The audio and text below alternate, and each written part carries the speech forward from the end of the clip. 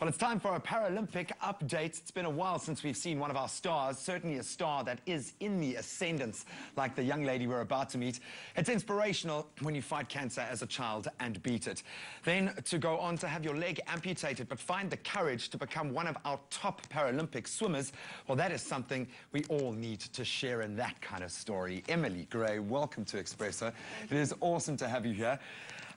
You know, I've been lucky enough over the last couple of weeks to meet a young boy who's dealing with leukemia at the age of now 12 years old. And my mind is blown to see how he's been handling that at his age. How did you handle your battle with cancer at age 11? Take us back to that time. Where was your head at that stage? Well, I was actually a middle distance runner before I was diagnosed with cancer.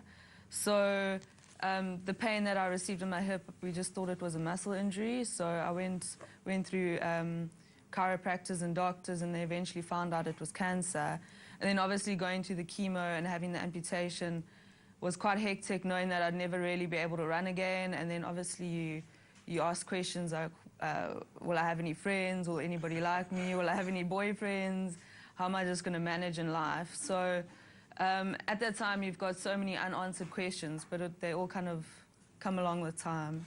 What was the watershed moment that made you stand up and say, you know what, actually, I'm going to now pour my energy into becoming one of our top swimmers? When did that happen? How did that process start? Well, I started at the Mandeville Club for the Physically Disabled in Joburg, and there you kind of see a lot of other disabilities, and you get to understand that you're not really the only disabled person on the planet.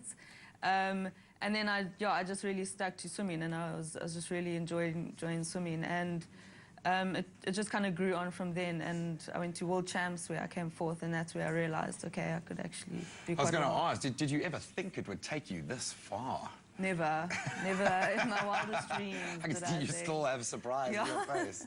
My dad was like, well, this could be possible, and I was like, geez, I don't know about that. And he was like, yeah, I know it can be possible. How have they supported you through this, or what has that relationship been like? Because that must have been incredibly difficult for them as well, certainly in the early years when you're a young girl, to even just broach the subject is difficult for most people. How have they been through your journey? Yeah, my family have been hugely supportive. They've supported me all the way, and like I said, my dad's really opened up the door to me and said, no, you can make Beijing and do really well there.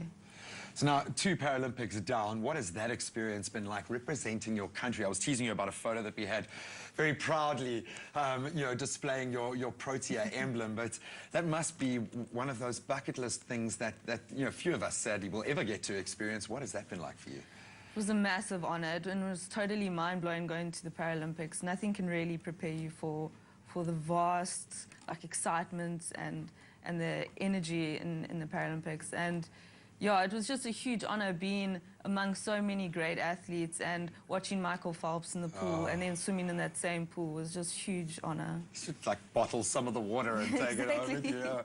Yeah. Then, of course, it's a major step up as well. What was that part of the process like, maintaining the level of excellence, getting your body and your fitness and your ability to a point where you can compete on the international stage? It's honestly a career, and you just have to put your absolute all into it. I mean, you have to sacrifice a lot of things, and a lot of dedication, and a lot of hours in the pool.